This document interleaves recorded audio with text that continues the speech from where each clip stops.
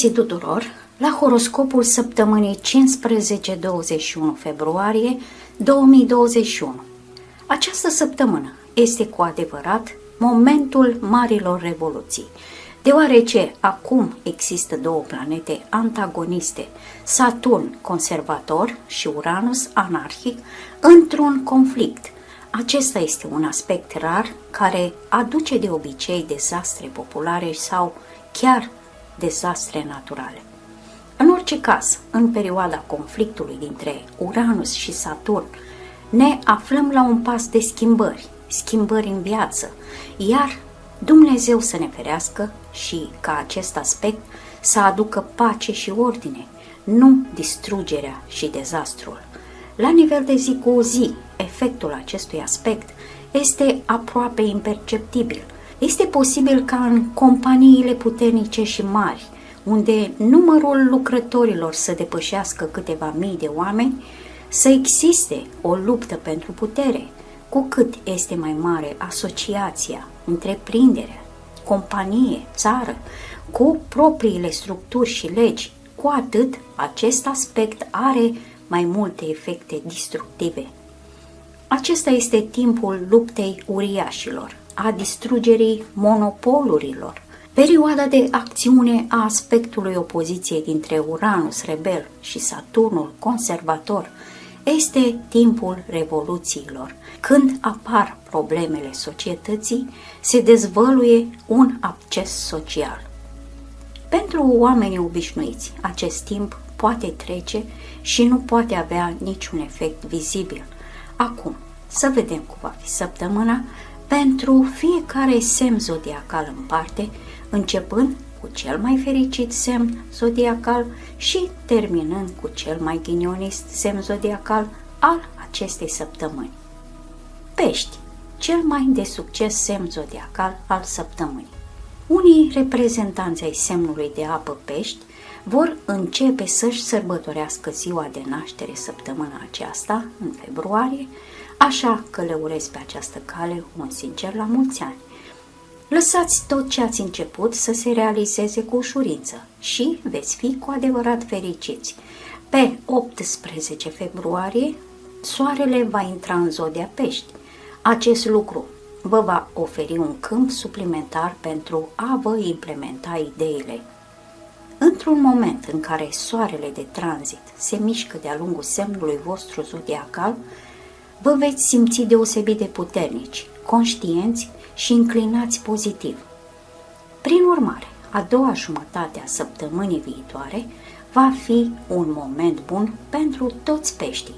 În raport cu poziția lunii, mijlocul săptămânii de miercuri până vineri va fi marcat de semnul Taurului pământesc. Marte este aici de o săptămână la rând. Prin urmare, aceste date pot fi cele mai fructuoase și eficiente pentru persoanele născute sub semnul peștilor la mijlocul lunii februarie.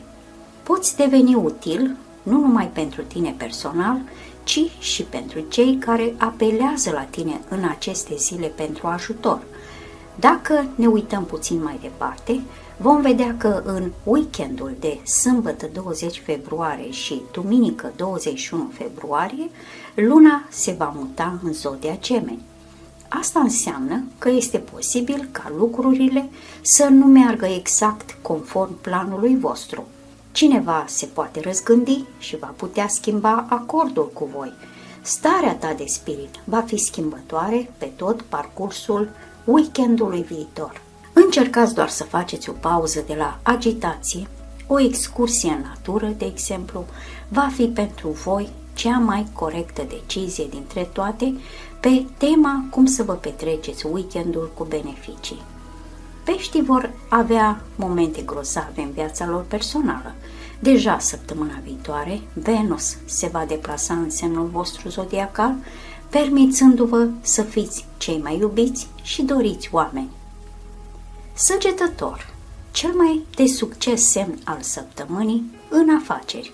Perioada de opoziție dintre Saturn și Uranus poate trece foarte pozitiv sau puternic negativ. Este important ce lecții învățați din acest moment. veți respinge tot ceea ce este material și de zi cu zi, iar acest lucru poate duce la faptul că o persoană nu vrea să câștige bani, nu vrea să contacteze, nu vrea să vadă pe nimeni, respinge tot ceea ce este cotidian. Cina, un pat moale, o soție frumoasă, totul pare lipsit de sens și apoi începe o căutare interioară care se află în afara conștiinței umane. Dacă săgetătorul este prea atașat de bunăstarea sa materială, iar banii reprezintă singura valoare în viață pentru el, atunci, în această perioadă, soarta îi ia cu forța sub forma unei pierderi a unui portofel, probleme cu conturile, o scădere a salariului.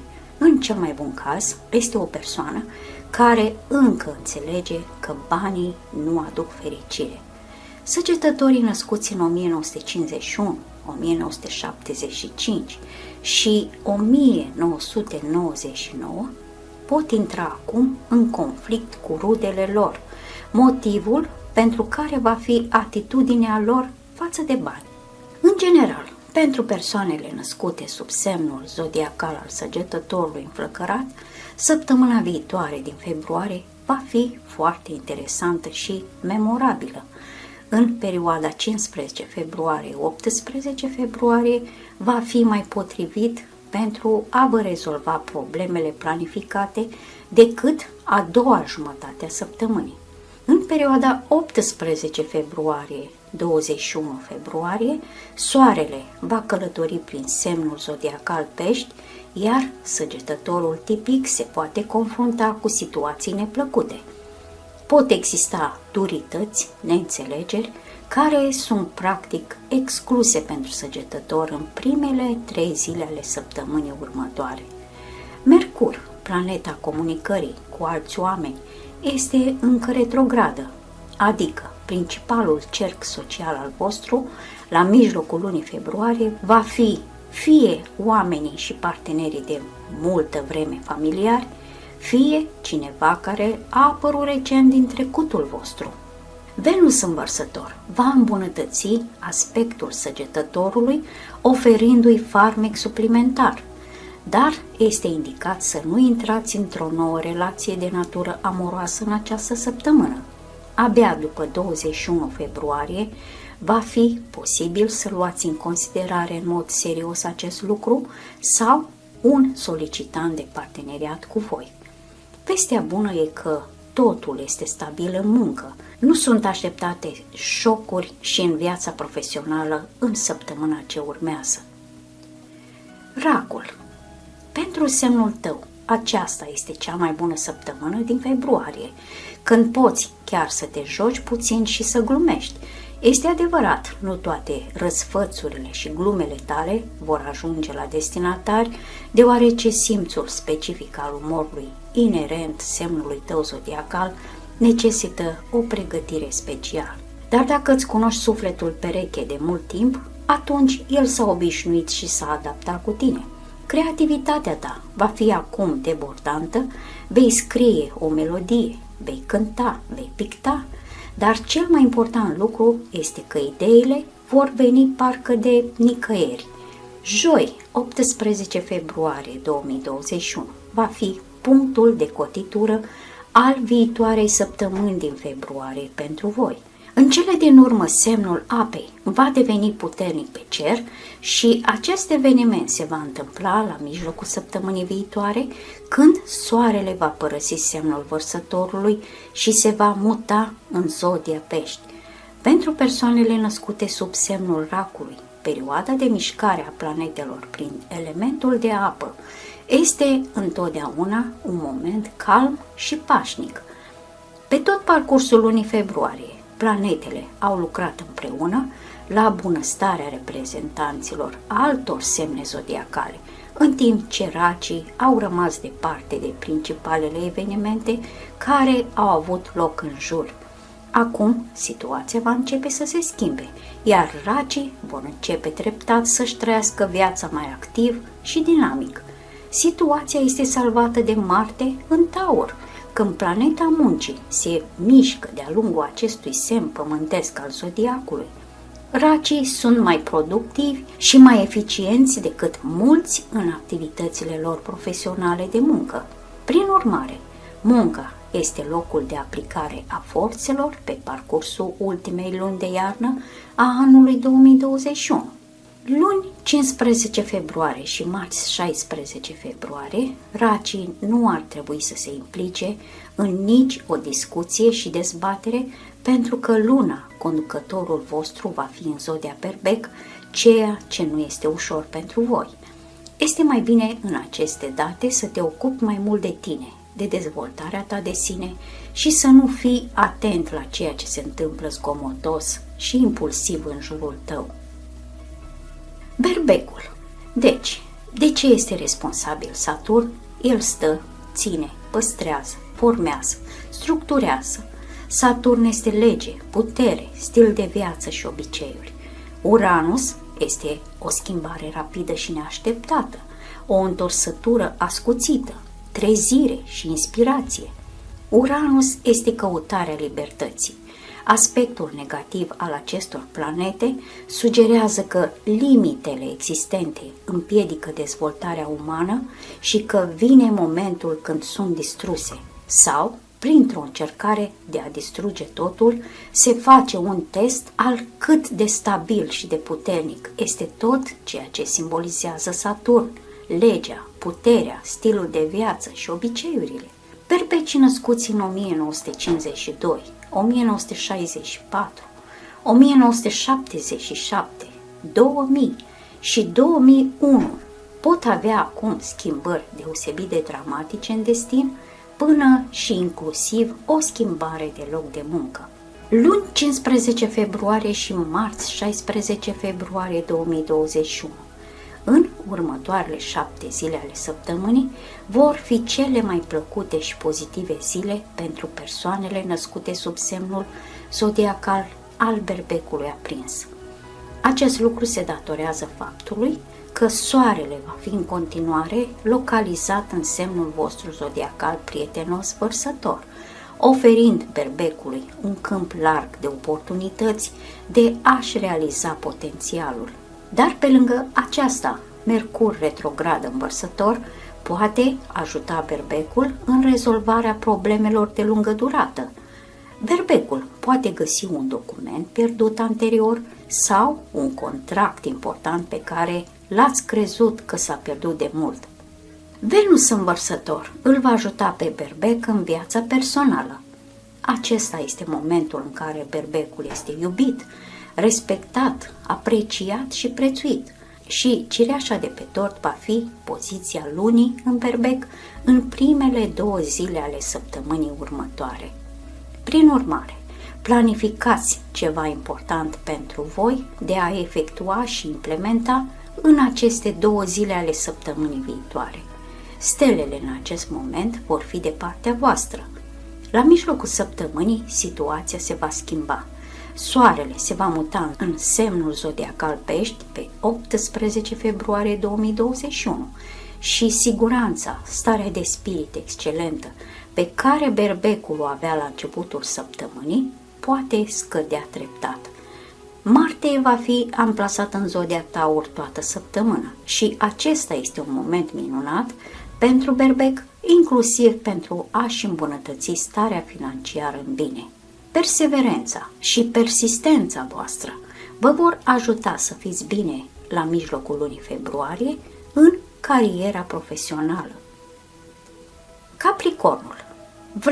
Vrei, ale mele. Instinctul tău de posesivitate poate să se învârtă acum împrejurul tău. Dacă acum îți place un lucru și tu, în ciuda portofelului gol, deși săptămâna aceasta va fi umplut, vei alerga la magazin și îl vei cumpăra urgent. Vei saliva cu sau fără motiv în legătură cu lucruri, obiecte de uz casnic și chiar oameni. O uriașă dorință de pasiune se va trezi în tine, o iubire atot consumatoare, nemărginită și chiar ușor fatală, dar pasiune mult mai creativă. Pentru anumiți reprezentanți ai semnului, următoarele 7 zile ale săptămânii vor deveni vesele și festive, pentru unele dintre semne vor fi tensionate și epuizante, iar pentru Capricorni, în mod specific, cel mai probabil, vine un moment neutru. Un număr modest de evenimente și incidente diferite pot fi observate de oamenii născuți sub semnul Capricornului pământesc la mijlocul lunii februarie. La mijlocul săptămânii, când luna se va împerechea cu tranzitul Marte în semnul zodiacal al elementului pământ, Capricornii se pot simți oameni mai eficienți, mai dinamici și mai utili societății. Unii oameni pot apela la tine pentru sfaturi sau pentru ajutor, deoarece soliditatea și sănătatea ta, care sunt calitățile tale naturale născute, pot face un serviciu bun cuiva mai puțin serios și responsabil decât tine. În general, subiectul de lucru va fi cel mai relevant pentru Capricorni în această perioadă de timp. Planeta responsabilă pentru activitatea ta de lucru este acum de partea ta, în timp ce alte zone ale vieții tale pot fi inactive sau să rămână neschimbate. Odată cu intrarea Soarelui în semnul Peștilor de pe 18 februarie, va fi începutul schimbărilor care până la sfârșitul lunii vor intra în viața voastră. Vărsătorul. Înapoi și de la capăt. Asta e deviza pentru Vărsător. De ceea ce fugeai înainte, te va ajunge acum din urmă. Momentul conflictului dintre Uranus și Saturn aduce înapoi situații vechi și probleme nerezolvate în viața ta. Vei simți un déjà vu, de parcă ți s-ar fi întâmplat asta și chiar de mai multe ori în viața ta. Pot apărea probleme vechi cu oameni noi. Este inutil să lupți împotriva acestui lucru, nu poți fugi. Trebuie să-ți rezolvi problema interioară și să te învingi pe tine, să-ți învingi propriile frici. Vărsătorii născuți în 1951, 1952, 1966, 1967, 1977 și 2001 pot avea situații de viață non-standard mai dificile, care vă vor entuziasma și vă vor face să stați treji noaptea. Între 15 februarie și 18 februarie 2021, Soarele va fi în continuare în zodia voastră, deci acesta este timpul vostru favorabil pentru implementarea ideilor și implementarea ideilor în viață. După ce Soarele intră în zodia Pești, atenția principală a celorlalți va începe să treacă la alți oameni. Și în acest sens, Vărsătorul trebuie să se grăbească, deși Mercur cu Venus este încă aici în zodia Vărsător. Mercur în Vărsător, care se rotește în direcția opusă, adică este retrograd, va ajuta să terminați afacerea și procesele începute anterior. Venus în Vărsător concentrează atenția celorlalți asupra frumuseții și a farmecului vostru. În viața personală, în perioada 15 februarie-21 februarie, se pot aștepta îmbunătățiri. Poate fi de asemenea o căutare comună pentru înțelegere reciprocă. Dacă partea anterioară cu probleme din februarie a adus confuzie și haos în relația voastră cu partenerul și veți petrece timp împreună într-un cadru romantic. Este adevărat, săptămâna viitoare din februarie nu este momentul potrivit pentru a intra într-o relație nouă. Nu vor putea deveni pe termen lung și promițător pentru nimeni altcineva. Cât privește cariera, Vărsătorul este în plină desfășurare. În ciuda mașinăriilor făcute de concurenții voștri, veți reuși să prindeți cu ușurință valul norocului vostru și deci câștiguri suplimentare sunt așteptate la mijlocul săptămânii viitoare. Weekendul va fi un sfârșit minunat pentru o altă săptămână fructuoasă din viața Vărsătorului tipic. Scorpionul. Natura trebuie acum să învingă civilizația și progresul. Mirosul de mușețel este mai bun decât parfumul, iar factorul uman câștigă lupta împotriva computerului.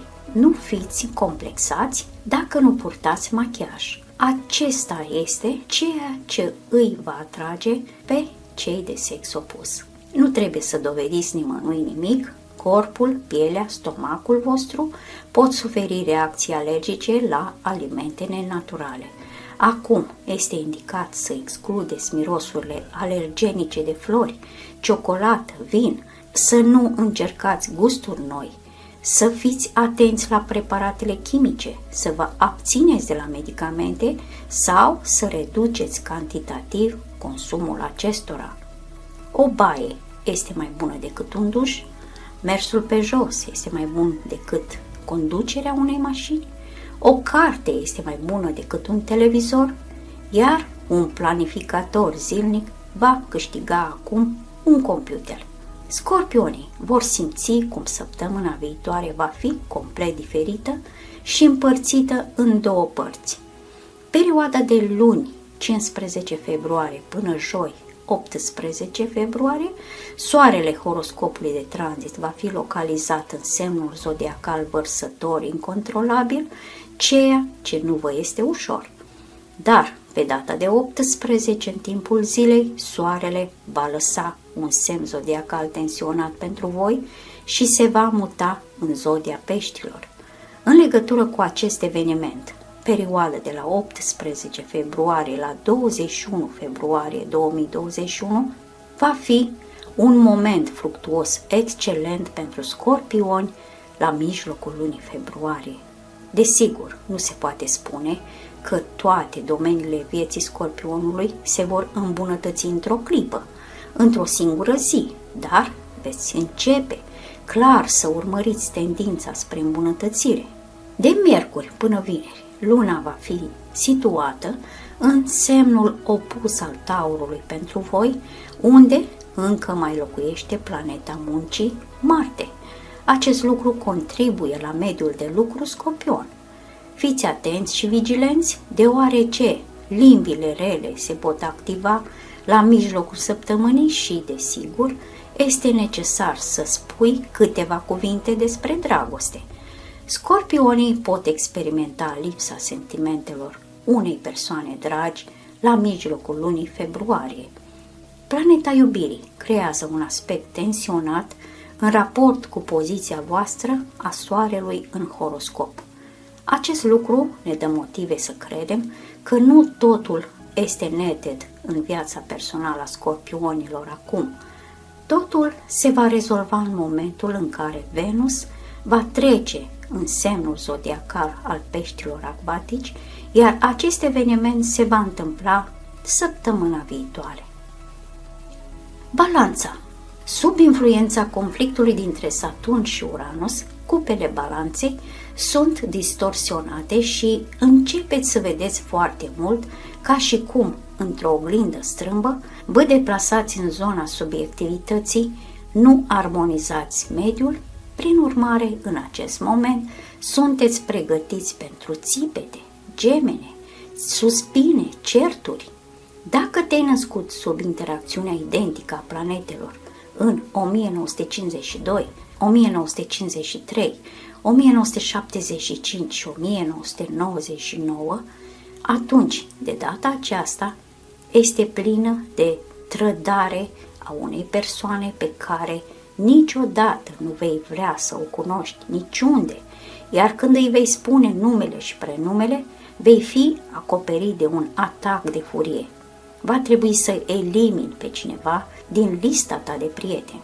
Balanța aparține elementului aerului și este mai puternică ca niciodată la începutul și la mijlocul lunii februarie 2021. Dar este demn de remarcat faptul că soarele, joi 18 februarie 2021, va schimba semnul zodiacului, lăsând semnul Vărsătorului și va intra în semnul peștilor acvatici. În consecință, prima jumătate a săptămânii pentru balanță va fi mai potrivită pentru rezolvarea problemelor sarcinilor și evenimentelor importante. Dar planeta iubirii Venus va călători în continuare în semnul Vărsătorului, garantând balanței confort și armonie în relații.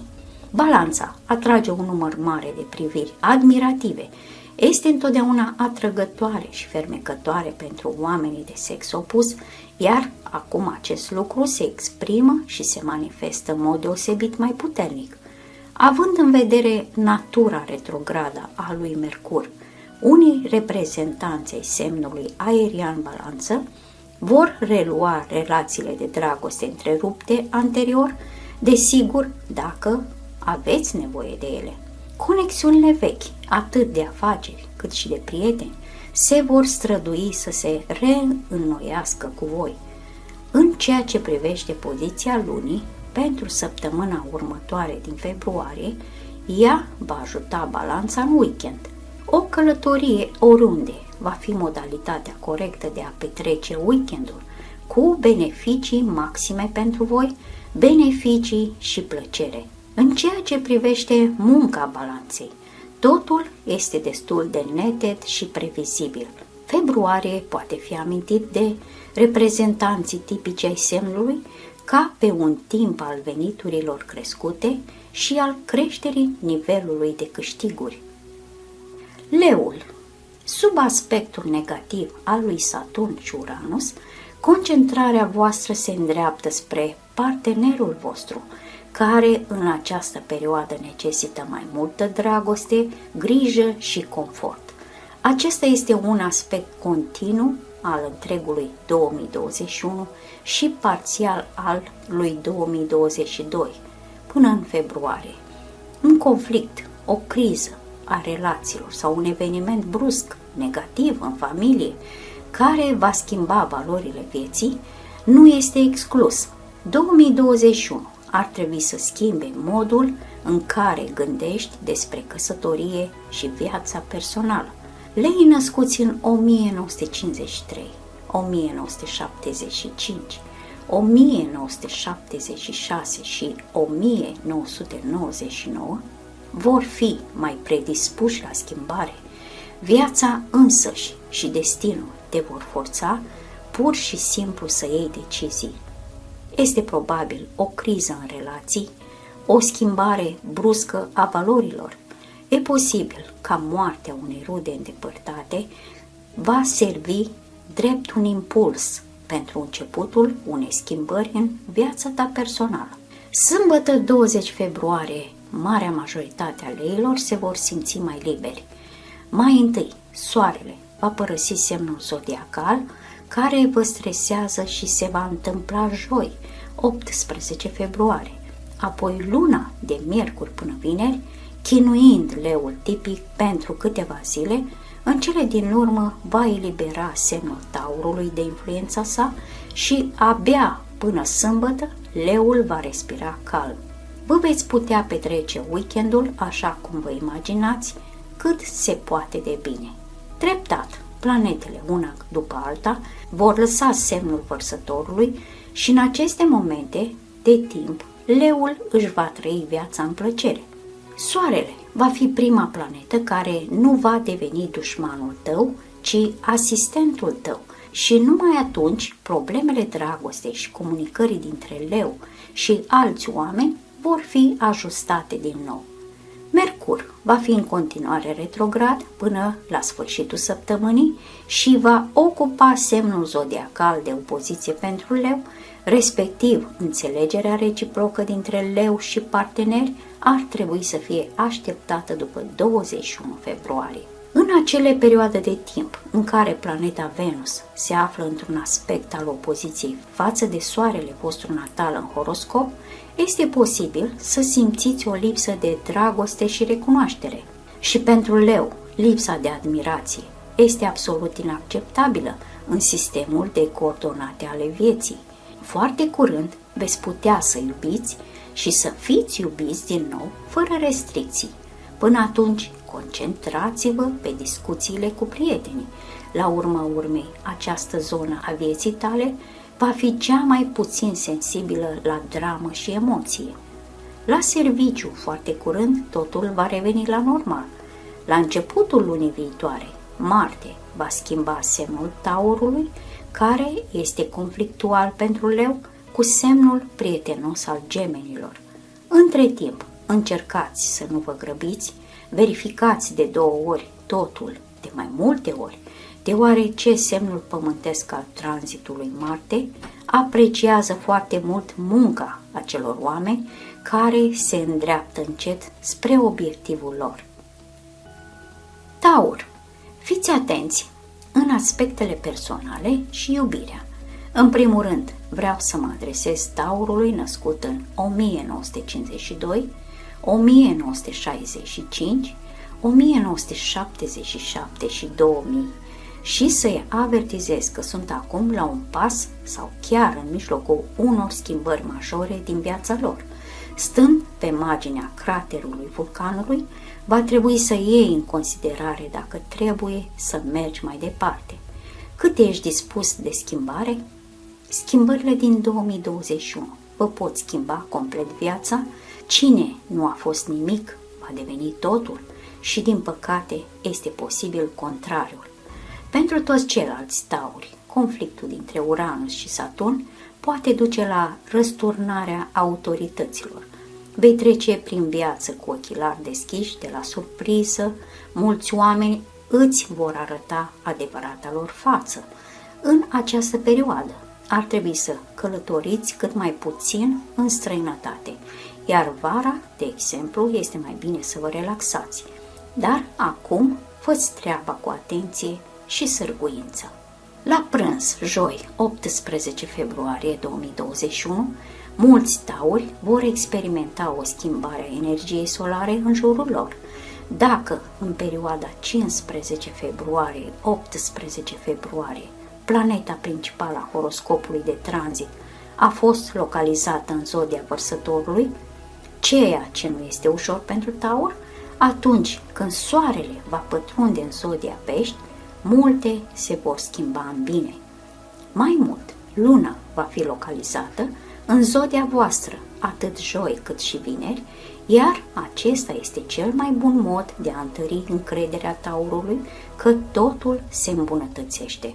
Viața de zi cu zi a oamenilor născuți sub semnul zodiacal al Taurului pământesc se va îmbunătăți cu fiecare zi a săptămânii viitoare. În primele 2-3 zile puteți simți totuși o presiune, dar, literalmente, 18 februarie 2021 va fi o zi pentru Taur pentru o schimbare în bine. Nu uitați de Mercur retrograd din zodia Vărsător, dar spre bucurie, săptămâna aceasta va fi ultima în problema rotației planetei de comunicații în direcția opusă. Și asta înseamnă că foarte curând multe lucruri ale Taurului vor ieși la lumină. După 21 februarie 2021 veți putea aborda cazuri și Marte vă va veni în ajutor. Planeta Muncii situată în zodia voastră va permite să vă realizați potențialul în muncă. Acesta este locul în care nu observi rezistență într-o măsură atât de vizibilă, cum ar fi, de exemplu, în problemele vieții personale sau în interacțiunile cu prietenii. Munca practică este foarte apreciată de voi și veți putea crește cu ușurință nivelul câștigurilor în cadrul săptămânii viitoare din februarie, cu puțin efort din partea voastră. Fecioara. Confruntarea planetară a lui Saturn și Uranus poate duce Fecioara la tulburări sexuale sau conflict cu un partener. Insatisfacția sexuală afectează negativ starea emoțională a unei persoane și poate duce la o stare generală gravă. Echilibrul din organism este perturbat, metabolismul se agravează, apar dureri de cap, nervoase și alte tulburări. Acordați o atenție specială alimentelor precum usturoiul, bananele, rodia, ardeiul roșu, ciocolata, mierea, țelina. Acestea dilată vasele de sânge, accelerează fluxul sanguin, au un efect pozitiv asupra stării emoționale și duc la creșterea libidoului uman. Cele mai bune zile din săptămâna viitoare în prognoza astrologică pentru Fecioară vor fi miercuri 17 februarie, joi 18 februarie și vineri 19 februarie. La aceste date, luna va fi în semnul zodiacal al elementului pământ, ceea ce va afecta în mod direct bunăstarea și starea de spirit a fecioarelor tipice. În acele perioade de timp în care luna se află în zodia voastră, de regulă sunteți întotdeauna veseli și total lipsiți de griji. Dar în weekend, planurile voastre se pot schimba rapid, așa că încercați să implementați toate lucrurile importante în mijlocul săptămânii de lucru din februarie. Joi, pe 18 februarie, Soarele va lăsa semnul Vărsătorului, iubitor de libertate și imprevizibil, și va intra în semnul de opoziție al Peștilor. Acum începe o perioadă pentru Fecioare, când veți fi implicați activ într-un număr mare de afaceri și evenimente importante. Dacă în primele două săptămâni jumate ale ultimei luni de iarnă Fecioarele nu au fost prea active, atunci veți observa cum veți deveni mai solicitați în chestiuni și subiecte din viața personală a Fecioarei. Acesta nu este momentul pentru evenimente dramatice. Dacă sunteți un reprezentant singur al acestui semn, așteptați până la sfârșitul perioadei retrograde ale lui Mercur. Puteți face cunoștință cu un potențial iubit, dar nu mai devreme de 21 februarie. Dar în ceea ce privește munca, Fecioarele sunt în mod tradițional puternice. Puțini oameni se pot compara cu voi în ceea ce privește calitatea muncii voastre. Așa că la mijlocul lunii februarie, munca este locul în care profitați la maximum în următoarele 7 zile ale săptămânii. Gemeni, cel mai negativ semn al săptămânii. În perioada 12 februarie, 4 martie, deteriorarea sau ochiul rău nu este exclusă. În orice caz, te vei regăsi într-o criză, vei fi neliniștit, planurile și speranțele sunt irealizabile. Astrologia este bună prin faptul că poate indica sfârșitul unei perioade negative. Sunteți acum la un nivel minim de energie. Sunt posibile probleme mai grave, boli cronice, leziuni la nivelul membrelor, întorse. De luni, 15 februarie, până la ora de prânz, 18 februarie, soarele horoscopului de tranzit va fi localizat în zodia Vărsător. Aceasta înseamnă că veți face multe exact așa cum ați planificat pentru voi în aceste zile. Dar joi, situația se va schimba și un număr mare de gemeni tipici vor simți cum s-a schimbat energia din spațiul din jurul lor. Soarele, pătrunzând în semnul Peștilor acvatici, introduce un efect de învăluire și, într-un fel, începe să suspende procesele începute anterior de gemeni. S-ar putea să existe mai multă lene în jur, dorința de a dormi mai mult și de a viziona videoclipuri distractive va începe să prevaleze și să învingă abordarea responsabilă a gemenilor față de viață. Prin urmare, trebuie să rețineți că tot ceea ce este important pentru reprezentanții zodiei voastre ar trebui să fie planificat pentru perioada de luni 15 februarie până miercuri 17 februarie. Următorul moment care merită menționat separat este poziția lunii în zodia voastră, care va fi observată pe cer sâmbătă 20 februarie și duminică 21 februarie. Gemenii pot fi invidiați de toți în weekend, pentru că atunci când luna vă lovește zodia, aveți întotdeauna o dispoziție excelentă și o atitudine pozitivă. Planeta Mercur va fi în continuare retrogradă până în ultima zi a săptămânii curente, ceea ce înseamnă că gemenii au ultima oportunitate de a repara ceva, de a găsi un lucru sau obiect pierdut, de a corecta greșelile. Planeta iubirii, frumuseții și parteneriatului, Venus, încă lucrează din greu pentru a-i menține pe gemeni fericiți de viața lor amoroasă. Săptămâna viitoare nu este potrivită pentru formarea unui cuplu, dar dacă sunteți deja îndrăgostiți, veți simți grija și atenția partenerului vostru.